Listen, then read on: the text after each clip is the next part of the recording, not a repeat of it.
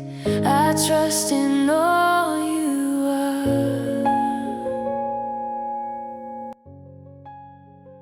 You never fail, you never change, forever you remain.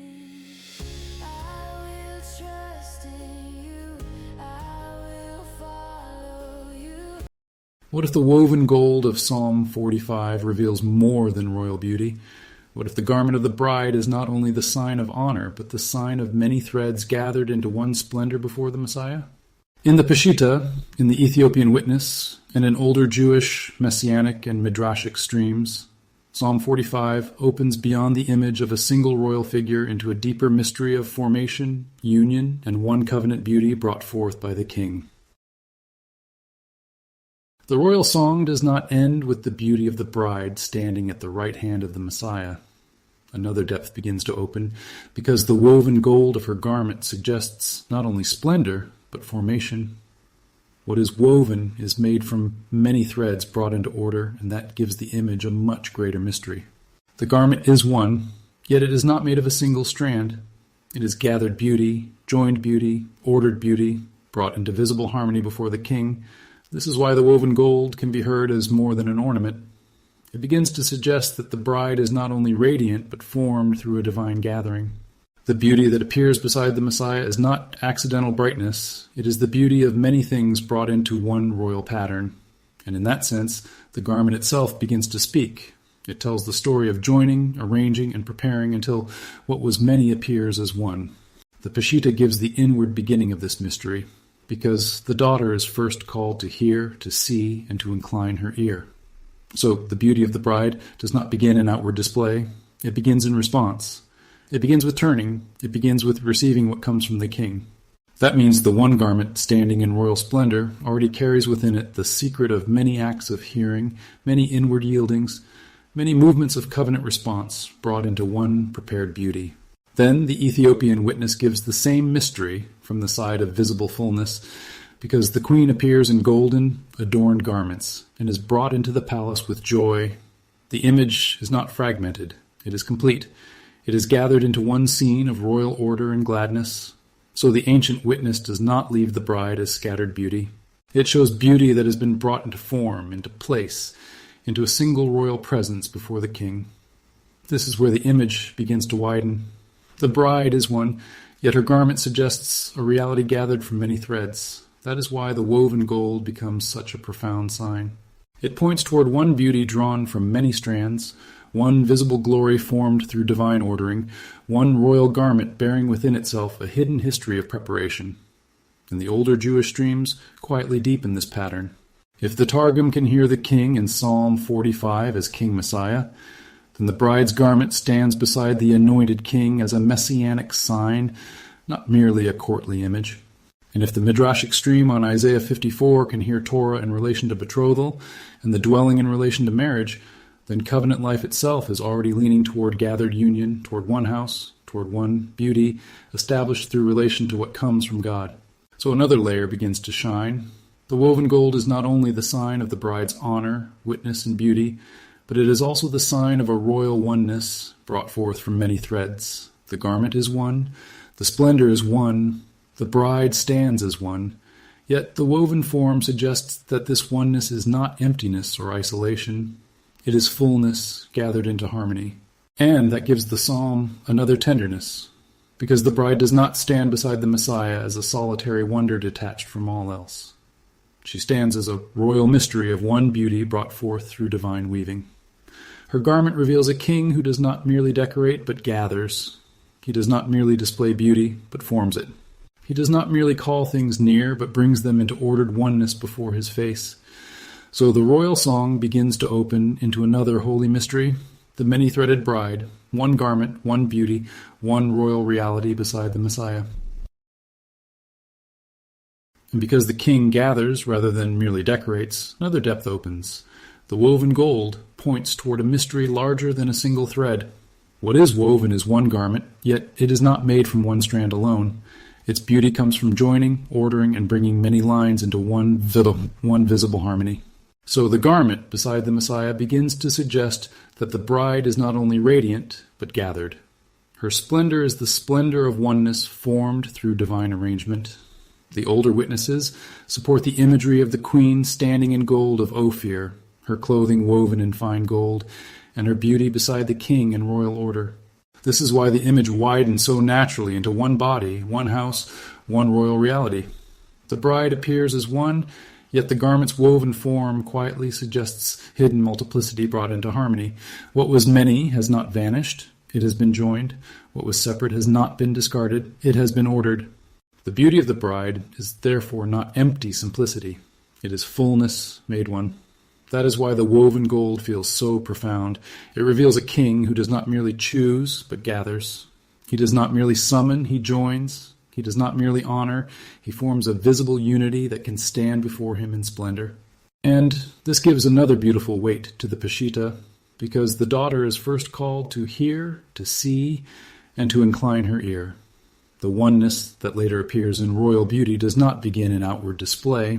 It begins in many inward acts of hearing, many hidden turnings, many yielded responses to the voice of the king.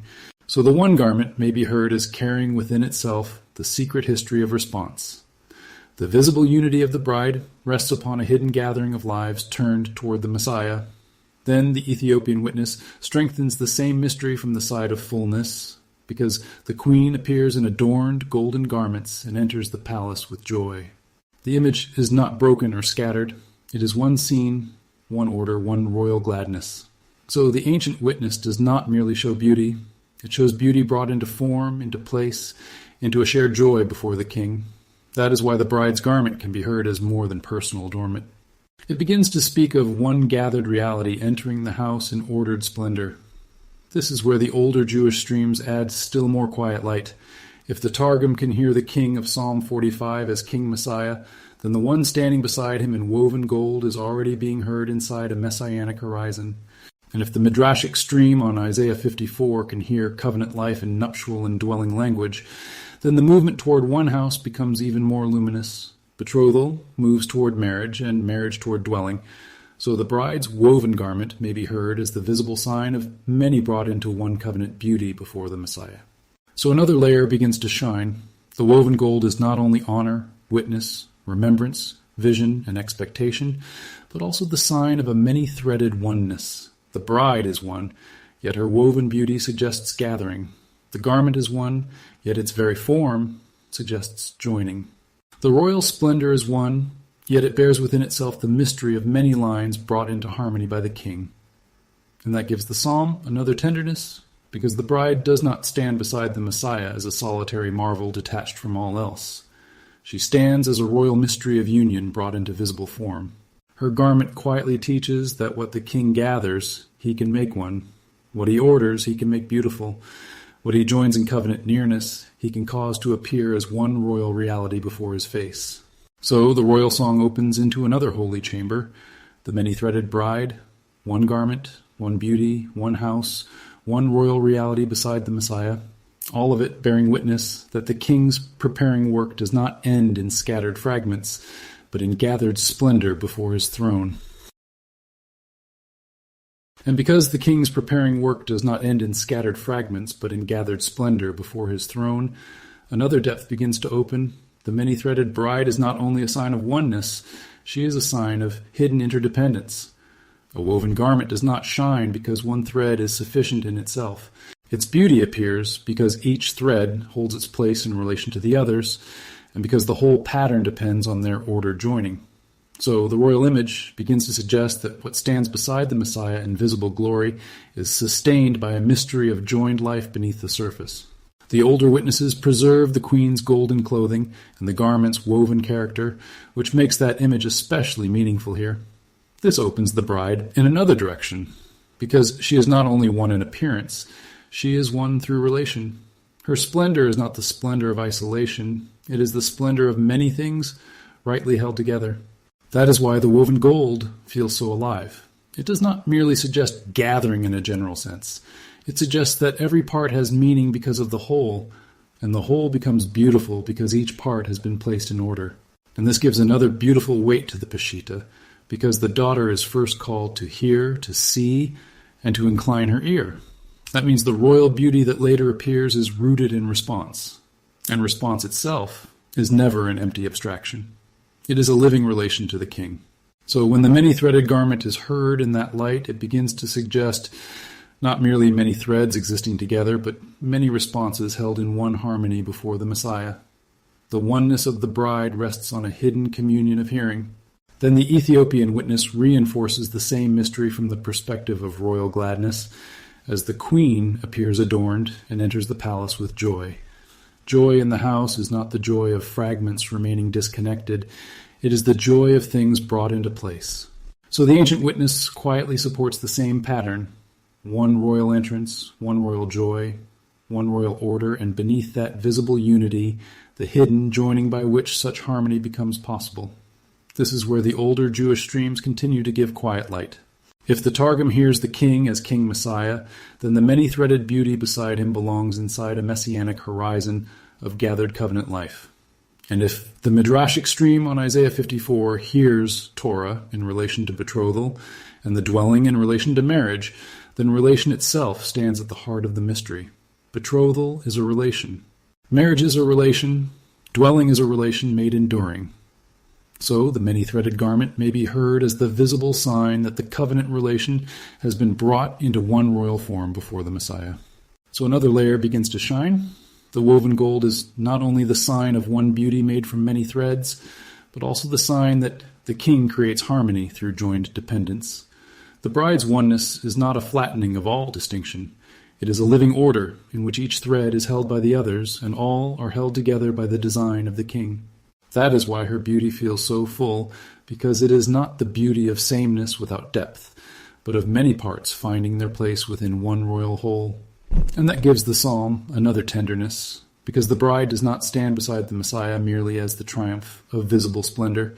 She stands as the triumph of hidden joining. Her garment says that what the king brings near, he also binds together in wisdom. What he gathers, he teaches to hold. What he prepares for his presence, he prepares in a way that no part can boast alone, because the beauty belongs to the whole. So the royal song opens into another holy chamber. The many-threaded bride is a mystery of interdependence, one garment held by many threads, one splendor sustained by hidden relation, one royal beauty beside the Messiah, bearing witness that the king's oneness is not emptiness, but fullness, joined in ordered love before his face. And because the king's oneness is not emptiness, but fullness, joined in ordered love before his face, another depth begins to open. The many-threaded bride is not only a mystery of interdependence, she is a mystery of hidden strength. A single thread may be delicate, but when many are woven into one garment, their joined form can bear weight, hold shape, and endure in a way no isolated strand could do alone. That is why the woven gold is such a profound image. It does not only speak of beauty, it speaks of a strength that has come through union, a strength made possible because many lines have been brought into one ordered whole. The older witnesses preserve the queen's golden clothing and the garment's woven character, making this layer especially natural. This opens the bride in another way, because what stands beside the Messiah in splendor is not fragile in the shallow sense. Her beauty is upheld by the hidden strength of what has been joined. The garment shines because it holds. It endures because it has been formed through relation. So the bride's one beauty begins to reveal that oneness in the king's house is not weakness through merging, but strength through harmony. What the Messiah gathers, he does not leave loose. He makes it able to bear the dignity of his presence. And this gives another beautiful weight to the Peshitta, because the daughter is first called to hear, to see, and to incline her ear. That means the many-threaded bride's hidden strength begins in the hidden strength of response. A life turned toward the king becomes part of something larger than itself. The one garment does not rise from self-sufficient strands, but from many yielded responses held together by one royal design. So the strength of the bride is not the strength of self-exaltation. It is the strength of many hearers brought into one beauty before the Messiah. Then the Ethiopian witness strengthens the same mystery from the side of visible order, because the queen appears adorned and enters the palace with joy. Joy in the house depends on more than display. It depends on what can hold together in royal peace. So the ancient witness quietly supports this same depth, one entrance, one gladness, one order, and beneath all of it, the hidden strength by which the beauty can remain whole before the king. This is where the older Jewish streams continue to cast their light. If the Targum can hear the king as King Messiah, then the many-threaded splendor beside him belongs to the messianic mystery of a gathered people made fit for royal nearness. And if the midrashic stream on Isaiah 54 hears Torah in relation to betrothal and the dwelling in relation to marriage, then the strength of the garment can also be heard as covenantal strength, not force without relation, but endurance born from rightly ordered union. Betrothal, marriage, and dwelling all point toward a bond that can hold. So another layer begins to shine. The woven gold is not only the sign of one beauty made from many threads, and not only the sign of hidden interdependence, but it is also the sign of hidden strength. The bride's oneness is durable oneness. Her splendor is held splendor. Her visible glory bears witness to a joining deep enough to sustain what appears before the Messiah in royal beauty, and that gives the psalm another tenderness, because the bride does not stand beside the Messiah merely as something lovely to behold for a moment. She stands as something formed to endure in the place of nearness. Her garment says that what the king joins, he strengthens. What he orders, he stabilizes. What he prepares for his own joy, he gives the hidden capacity to remain whole before his face.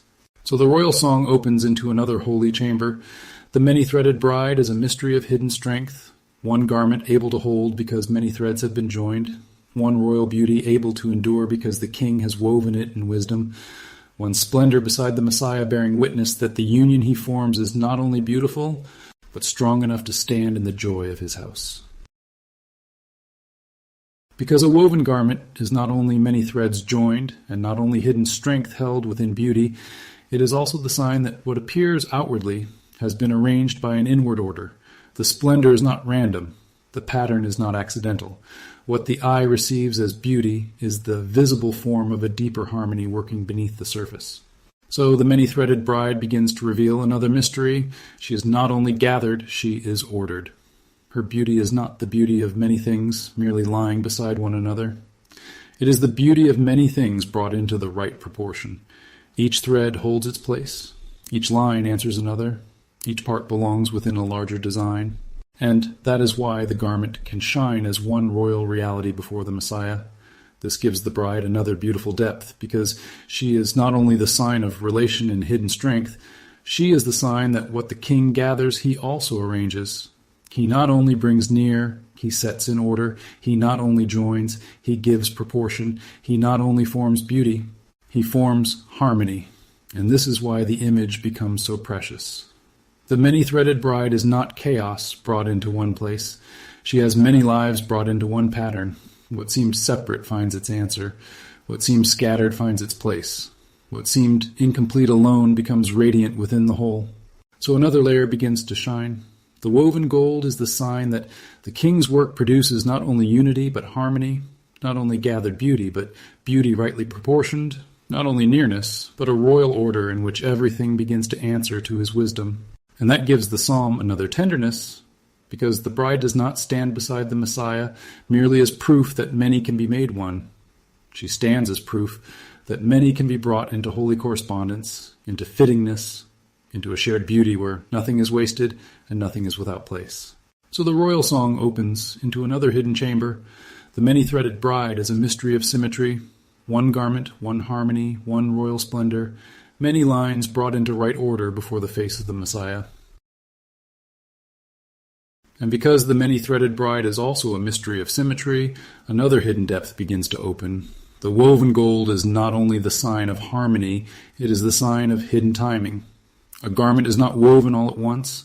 It comes forth through sequence, through patience, through threads entering at their appointed moment. Nothing in it can be rushed without injuring the beauty, and nothing can be forced out of place without breaking the pattern. So the royal image begins to reveal that what stands beside the Messiah in splendor has also passed through divine timing, through ordered process, through a wisdom that knew when each thread should appear and how each one should be joined. This gives the bride another beautiful depth, because she is not only gathered, strengthened, and arranged, but she is also ripened. Her beauty is not sudden beauty, it is patient beauty. It carries within itself the mystery of things brought forth in their season, lives touched in their time, responses awakened in their hour, and all of it gradually brought toward one royal appearance before the king. That is why the woven garment feels so full of peace. It does not have the violence of haste in it. It has the quiet authority of something completed in due order. And this is what makes the image so tender, because the many-threaded bride suggests that the king is not merely concerned with the final splendor, he is also Lord over the slow forming of that splendor. He knows when to draw one thread near, when to cross another, when to hold one hidden, when to let another shine, and when at last to bring the whole into visibility. So the garment begins to reveal not only beauty, but providence, not only harmony, but season, not only unity, but the long patience by which the king prepares what will stand beside him. So another layer begins to shine. The woven gold is the sign that the bride's oneness is not merely a gathered result. It is a timed result, a beauty brought forth through seasons known to the king. What seems delayed in one strand may be necessary for the joining of another. What seems hidden in one moment may be preserving the final radiance of the whole. And that is why the many-threaded bride becomes such a deep comfort as well as such a deep mystery, because her garment says that nothing true is wasted when it is held in the timing of the king. And that gives the psalm another tenderness, because the bride does not stand beside the Messiah only as the proof that many can be made one, but also as the proof that many seasons can be brought into one fulfillment. Her woven gold carries the quiet witness that the king's wisdom is not hurried, and yet it is never late. What he prepares, he ripens. What he ripens, he reveals. What he reveals, he brings into joy before his face. So the royal song opens into another hidden chamber. The many-threaded bride is a mystery of timing, one garment, one splendor, one fulfillment, many seasons gathered into one royal beauty beside the Messiah. And because many seasons are gathered into one royal beauty beside the Messiah, another hidden depth begins to open. The woven gold is not only a sign of timing, but also a sign of concealed continuity. A thread may disappear beneath another for a time, yet it is not lost. It remains within the garment, carrying its part of the pattern, even when it is no longer visible to the eye. So the many-threaded bride begins to reveal that not everything essential is always seen at once. Some of the beauty is carried in what remains hidden, and some of the strength of the whole depends on lines that pass beneath the surface before they rise again in light. This gives the bride another beautiful depth, because she's not only gathered, strengthened, arranged, and ripened, but she's also the sign that the king preserves continuity even when it is veiled. What seems to disappear is not necessarily removed. What seems to fall beneath the visible pattern may still be sustaining it. So the garment becomes a witness that the Messiah's preparing work includes hidden continuities, unseen faithfulness, and quiet lines of covenant life that remain present even when they are not immediately shining before the eye. And this is what makes the image so tender, because the many-threaded bride suggests that the king is not only Lord over what appears, he is Lord over what endures in hiddenness. He knows how to carry one thread beneath the surface without losing it. He knows how to preserve a line through silence, through waiting, through moments when it seems overshadowed by other movements in the pattern. And then, when the time is right, he causes what was hidden to reappear within the beauty of the whole. So another layer begins to shine. The woven gold is the sign that the bride's oneness is not only made through visible joining, but also through unseen continuities held by the wisdom of the king. The garment does not depend only on what the eye can track. It depends on hidden faithfulness. It depends on lines preserved in silence. It depends on a deeper coherence that only the weaver fully sees while the work is still unfolding. And that gives the psalm another tenderness, because the bride does not stand beside the Messiah only as the proof that many threads can be gathered, but also as the proof that nothing the king truly keeps in his design is ever lost. Her woven gold carries the quiet witness that hiddenness is not abandonment, and seeming disappearance is not destruction. What belongs to the pattern remains in the pattern, even when it must pass for a time beneath the surface of what is seen.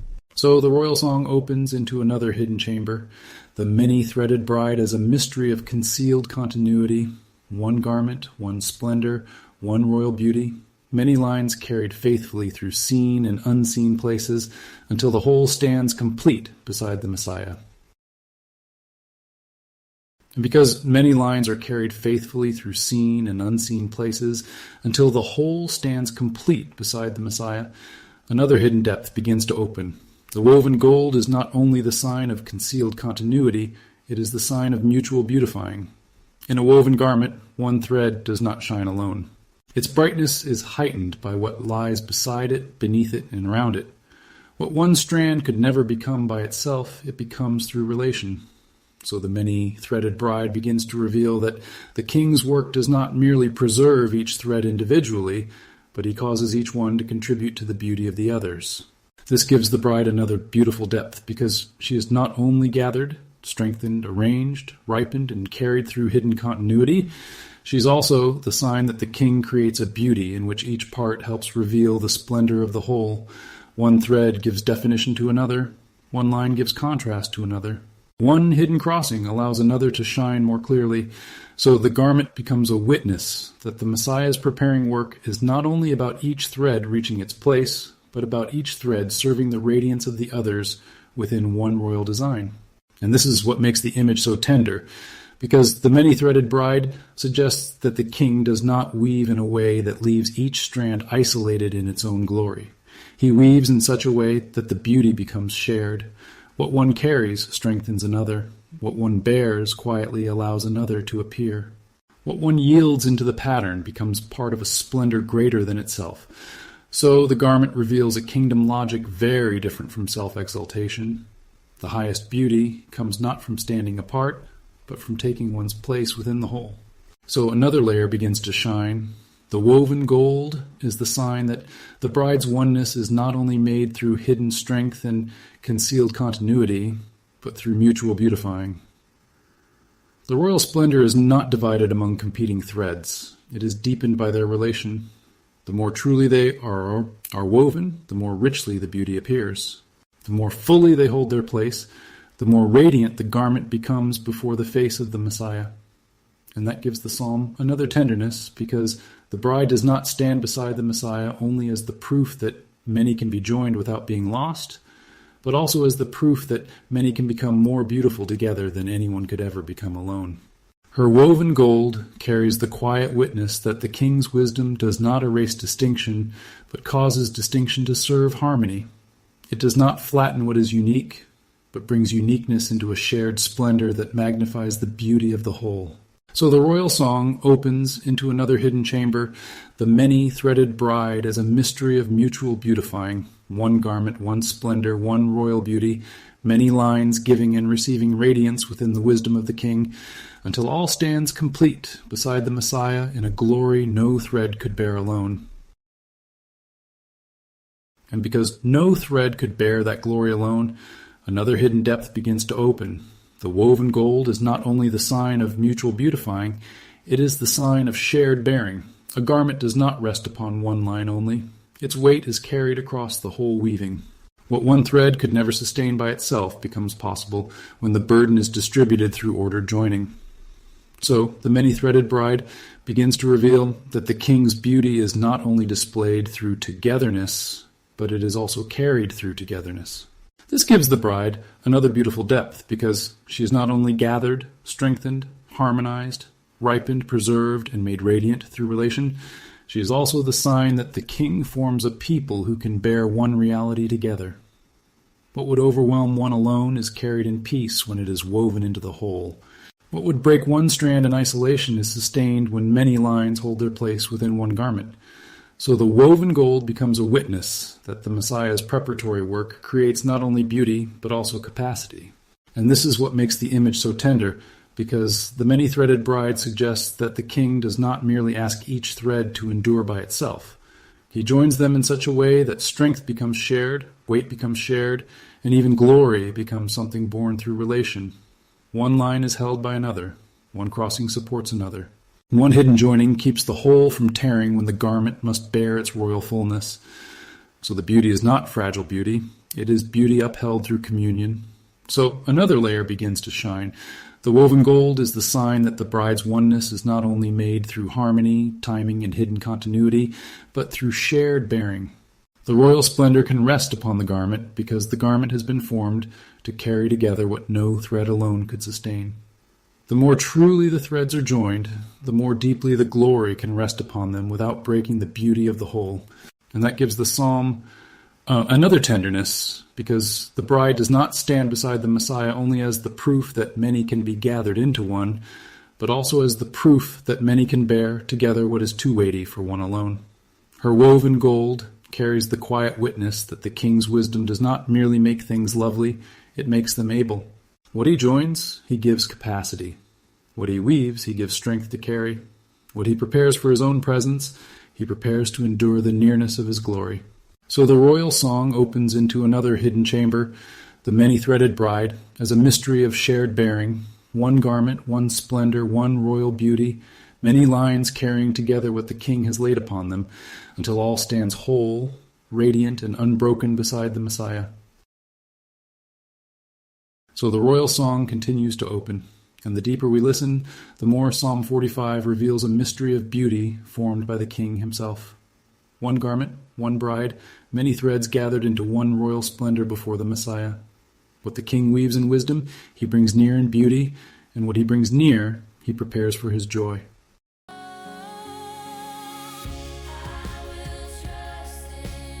Thank you, family, for being here. If this teaching helped you, please like, comment, and share. It truly helps this message reach those who are seeking. To our new subscribers, welcome.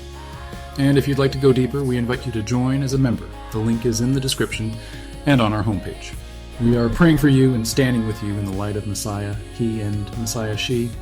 If you'd like to support the ministry, you can visit our store or bless our dear brother Michael via the Buy Me a Coffee link in the description below, which also includes a link to our second store with new designs. Thank you for your love and encouragement, and stay tuned for the next video. May the spirit of wisdom and peace rest upon you always.